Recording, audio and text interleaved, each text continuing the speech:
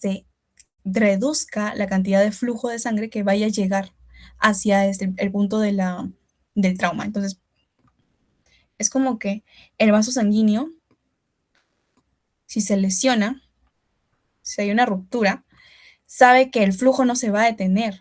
Y si no se detiene, va a liberarse por esta ruptura. Entonces, ¿qué hace el vaso sanguíneo? Se cierra, se contrae, se vuelve más pequeño. Y así evita que llegue demasiada sangre y que se pierda. A menor sangre llegue a ese espacio, menos se va a perder. Eso es lo que hace de manera inicial, genera un espasmo para que haya menos sangre que esté llegando hacia donde está la lesión. Bien, y esto es gracias a que las plaquetas en los vasos muy pequeños también liberan tromboxano A2. Ese tromboxano A2 estimula también la contracción. En los vasos ya de regular calibre, generalmente el músculo liso vascular responde de manera más intensa, entonces sí puede contraer el vaso con la lesión.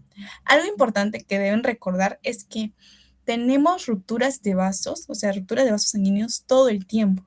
Bien, no es que simplemente porque tú sufres una lesión vas a tener una ruptura de vasos sanguíneos, no, todo el tiempo tus capilares se rompen en pequeñas proporciones. Y es por eso que todo el tiempo hay mini espasmos vasculares y generalmente ocurren en los vasos más chiquitos. Es por eso que ahí las plaquetas trabajan liberando tromboxano A2 para contraer esos vasos y se soluciona rápidamente. Bien. Ahora, la pregunta iba aquí, ¿verdad? En la formación de un tapón plaquetario. Entonces, los fragmentos de megacariocitos son los que forman las plaquetas o trombocitos.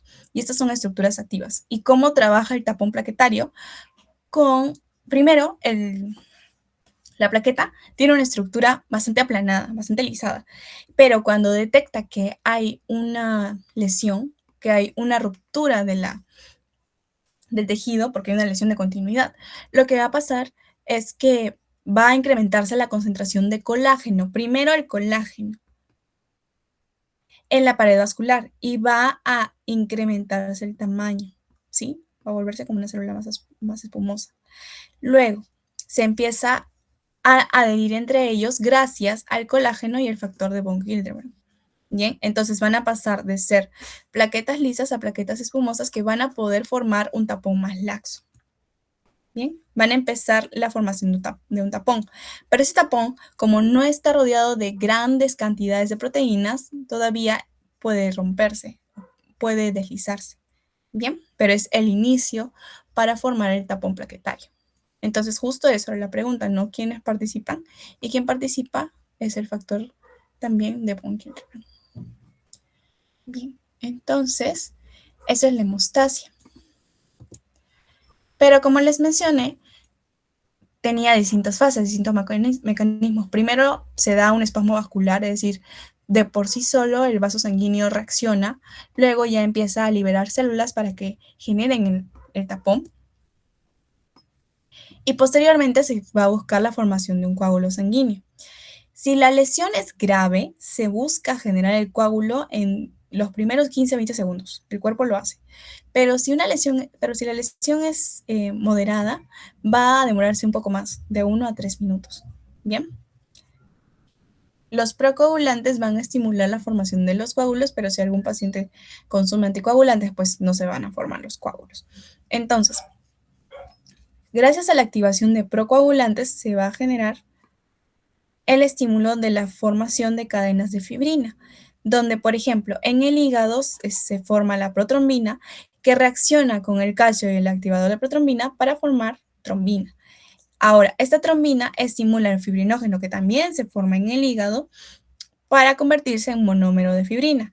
Y esta, mediante el estímulo del calcio, genera fibras de fibrina. Asimismo, la trombina funciona como un factor estabilizador de la fibrina activada y forma fibras de fibrina entrecruzadas. Entonces, ¿qué pasa primero? Primero hay fibras de fibrina, pero todas son paralelas, todas son ordenadas. Pero no nos sirve que sean ordenadas, porque si son ordenadas es más fácil que se liberen, que se rompan. Entonces, luego de que se forman fibras ordenadas, se empiezan a entrecruzar para que al ser más desordenado pueda ser más seguro. Y ya con esta formación desordenada es que se forma el coágulo. Posteriormente, después de que ha habido un tiempo con el coágulo que ha generado esta éstasis, hay una proliferación final de tejido fibroso, donde después de que ya está el coágulo funciona como el punto en el cual los fibroblastos saben que deben acudir para invadir y ya cronificar el punto en el que se debe de reparar la lesión. Cuando ya están suficientemente invadidos por fibroblastos, se disuelve el coágulo y en las horas o días posteriores ya se soluciona el inconveniente. Aquí les he puesto un cuadrito de cuál es el nombre en romanos y su nombrecito general. Del fibrinógeno, protrombina, factor trisolar. Bien. Listo. ¿Se entendió, chicos?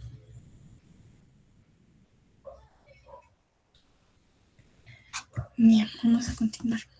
La 17 dice, en la cascada de coagulación clásica, ¿en qué enzima y vía convergen tanto el mecanismo de la vía extrínseca como el de la vía intrínseca?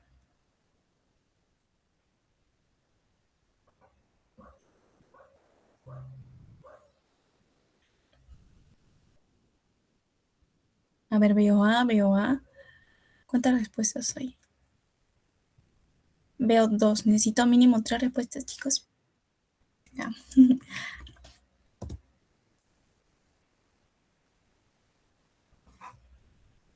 A ver. Ah, se me movió. Esta es aquí, es la A, chicos. Está muy bien, es el factor 10 de la coagulación. ¿Sí? Ambas vías, tanto en la hemostasia secundaria, tanto la extrínseca como la intrínseca, van a converger activando el factor 10. Aquí lo voy a corregir cuando les mande, pero es aquí, ¿ya?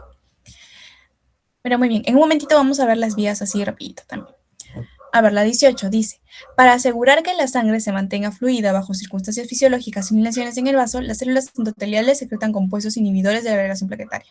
¿Cuál es el más destacado?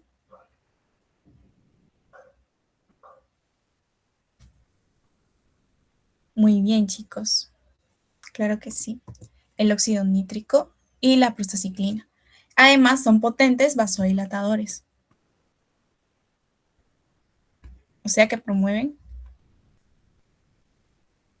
el- la relajación de la musculatura lisa.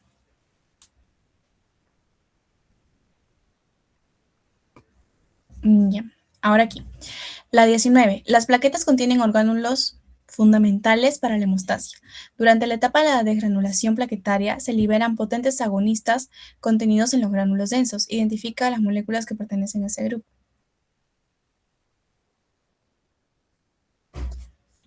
Muy bien. Sí, es la C, solo un ratito. Muy bien. Entonces, las plaquetas tienen tipos de gránulos, ¿no? Entonces tenemos las plaquetas. Bueno, las plaquetas entonces tienen gránulos densos que liberan factores agonistas, entonces suenan los densos. Y dentro de los factores agonistas tenemos el ATP, el ADP,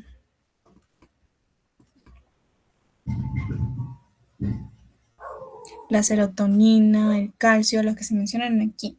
¿Bien? Y también tenemos los gránulos alfa. Los gránulos alfa son los que principalmente van a almacenar proteínas más grandes, como el factor de Guillain-Barré. Ay, ¿por qué siempre pasa eso cuando quiero dibujarse rayas? Bueno, no importa.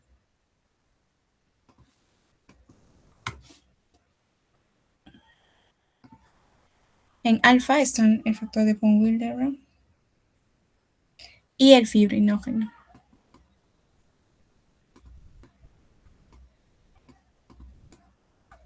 Listo. La 20 dice, la fibrinolisis se define como el mecanismo final necesario para degradar la red y el tapón coágulo, garantizando el restablecimiento del volumen vascular. ¿Cuál es la molécula principal encargada de digerir fibrina?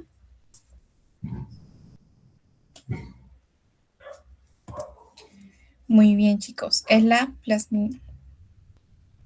Bien, entonces lo que sucede es que esta enzima lo que va a hacer es que es una enzima proteolítica. Entonces, va a romper a la fibrina y va a ser generada por el plasminógeno. La plasmina ha sido estimulada por el plasminógeno. Aquí está. Listo. Siguiente. Ya. Nuestro pingüino eritrocito. Siguiente. Ya en la coagulación. De manera rápida, lo que les quiero mencionar, o bueno, que vean en la esquinita, que creo que este es relativamente amigable. Ahora, ambas vías trabajan al mismo tiempo. Cuando hay una lesión, cuando hay una ruptura de algún vaso, ambas vías se activan. Ahora, dependiendo cómo es la ruptura o cómo es el grado de traumatismo, es que se le va a dar prioridad a la formación proteica de una de las vías, pero ambas están trabajando al mismo tiempo, ¿bien? Entonces, si hay un traumatismo grave, se logra la coagulación de manera más rápido porque se está buscando trabajar rápido porque es muy peligroso que continúe así. Y es en 15 segundos. Y es la vía extrínseca, porque como notan, la vía extrínseca es relativamente más corta. En cambio, si es un traumatismo leve, entonces se le puede dar prioridad de formación proteica a la vía intrínseca y la coagulación se va a lograr de 1 a 6 minutos, pero ambas trabajan en paralelo, solo se le da prioridad de acuerdo al tipo de traumatismo. Entonces, si hay un traumatismo tisular, primero se estimula el factor tisular, que va a estimular al factor 7 para que pase a ser el factor 7 activado. Este factor 7 activado junto con el calcio va a estimular al factor 10 y se va a convertir en factor 10 activado. Este factor 10 activado va a responder al calcio, al factor tisular y al factor 5 para formar activador de la protrombina. Y este activador de la protrombina genera que la protrombina pase a trombina, junto con el estímulo del calcio. Como notan, es muy importante el ion calcio para la coagulación. ¿Listo? Y bueno, en la vía intrínseca es mucho más variado y ya bueno, ustedes lo pueden revisar, pero lo que van a notar es que miren, el factor 10, así como la pregunta hace un ratito, es lo que tienen en común, porque antes todos sus pasos son diferentes, pero a partir de aquí se convergen y empiezan a hacer lo mismo. Bien, listo.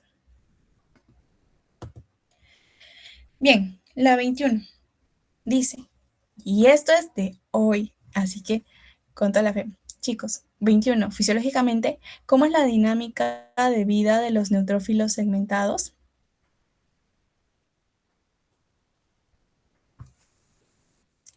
A ver, veo una respuesta.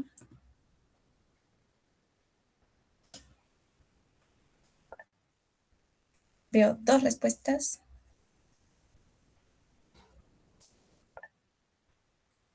Sí, muy bien, chicos. Es la B. Circulan aproximadamente 6 horas y cuando migran hacia un tejido viven de 1 a 4 días. Recuerden que habían compartimentos en los que primero estaba en la médula, luego poco a poco avanzaba, se desarrollaba y llegaba al torrente sanguíneo. Entonces, en teoría, su vida media es de 1 a 4 días, pero en el torrente sanguíneo, 6 horas. Muy bien. La 22 dice, clínicamente, el hallazgo de un aumento pronunciado de eosinófilos se relaciona principalmente con infecciones de parásitos y reacciones de hipersensibilidad tipo 1 y alergias. Muy bien. Listo. Y recuerden que estas reacciones de parásitos son principalmente porque los eosinófilos tienen la capacidad de tener receptor para la inmunoglobulina E. ¿Y quién estimula la producción de inmunoglobulina E? Los parásitos. Entonces, los eosinófilos lo reconocen, los parásitos lo generan, entonces, gracias a esta relación es que puede destruirlos de mejor manera que cualquier otro leucocito, porque los demás no tienen ese receptor. ¿Bien? La 23 dice, al completar su maduración en la médula ósea, los monocitos ingresan a la circulación sanguínea.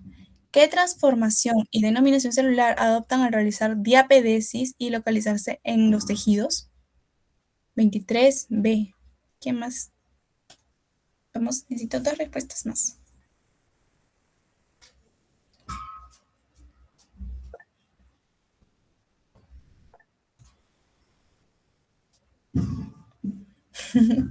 Bien, entonces, es la A, 23A. Por ejemplo, a ver, te dice, se convierte en células de Kupffer o histocitos, pasando a llamarse genéricamente macrófagos. Como les mencioné, los monocitos cuando están en el torrente sanguíneo. Cuando llegan a un tejido, se van a mantener en ese tejido para ejercer su función de inmunidad y de células presentadoras de antígenos. Entonces, cuando están en el hígado, se van a llamar células de Kupffer. Y así van a variar de nombre de acuerdo a su localización. Pero todos trabajan como macrófagos.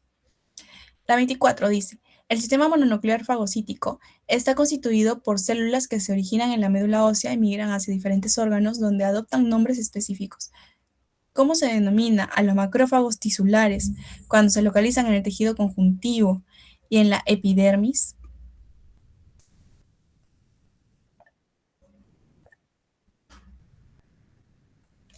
Muy bien, entonces en Kupffer es en el hígado, microglia es en el cerebro, bueno, en el tejido nervioso, osteoclastos es en el hueso, macrófagos alveolares es en el pulmón, células de Langerhans y histocitos son en la piel. Cuando hay, por ejemplo, tuberculosis en la piel, van a encontrar células de Langerhans. Listo, muy bien. Siguiente. 25. Cuando un paciente presenta un reporte hematológico mostrado de desviación hacia la izquierda, ¿qué significa, chicos? ¿Qué significa?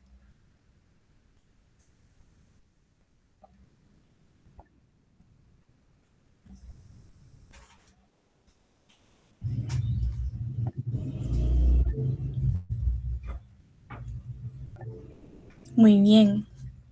Como les indiqué, cuando hay demasiada demanda, o sea, puede haber sobreproducción o puede haber muchos leucocitos y muchos neutrófilos si es que la médula ósea está produciendo mucho.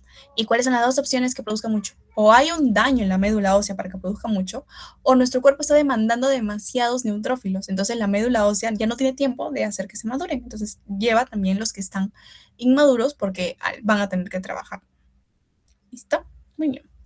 26. En el mecanismo de destrucción microbiana dependiente de oxígeno que ocurre en la vacuola de fagocitosis del neutrófilo, ¿qué enzima es la encargada de transformar el radical superóxido? Muy bien, chicos, es el superóxido dismutasa. Recuerden, hay dos tipos, la oxigénica y la anoxigénica. La oxigénica, dependiente de oxígeno, trabaja con el metabolismo del NADPH.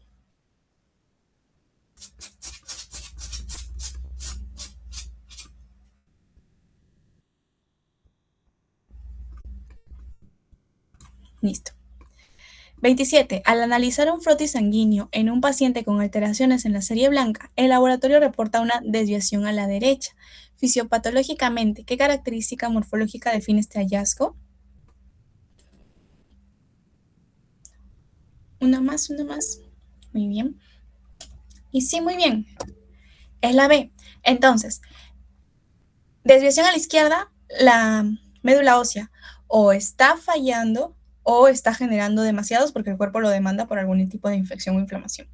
Cuando es desviación a la derecha, es hipersegmentación, núcleos hiperpigmentados por hipersegmentación, generalmente por una alteración, por ejemplo, de carencial o alteración en el tracto gastrointestinal.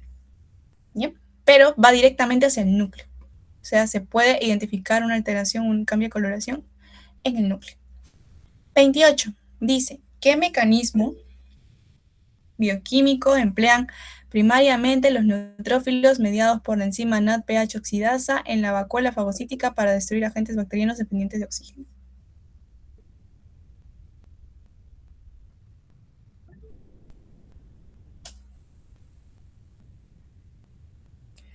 A ver.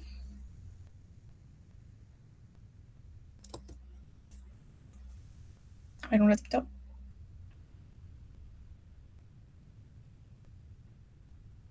El 28. Creo si no, se hubiera apuntado. Si he pasado mal las claves. A ver, vamos a ver. La producción de una ráfaga de proteasa, la generación fisiológica del estallido respiratorio a través de la síntesis de radical superóxido y peróxido de hidrógeno. Muy bien. Muy bien, chicos, es eso. A ver, siguiente. Ya. Ahora sí, son las últimas dos, chicos. De todas formas, Tengo algunas preguntas más y se las voy a mandar con la diapositiva a su delegado para que ustedes puedan practicar. Bien, he intentado que sean preguntas un poco difíciles o bueno, un poco diferentes a las de sus planchas porque creo que las planchas son directas. Pero bueno, me avisan. 29. En la estructura del neutrófilo existen distintos tipos de gránulos citoplasmáticos. La D, me dicen todos, la D. Muy bien. Uy, se me adelantó. Perdón, mil perdones. Mieloperoxidasa. La mieloperoxidasa, 30 la B, no, no. La mieloperoxidasa es de los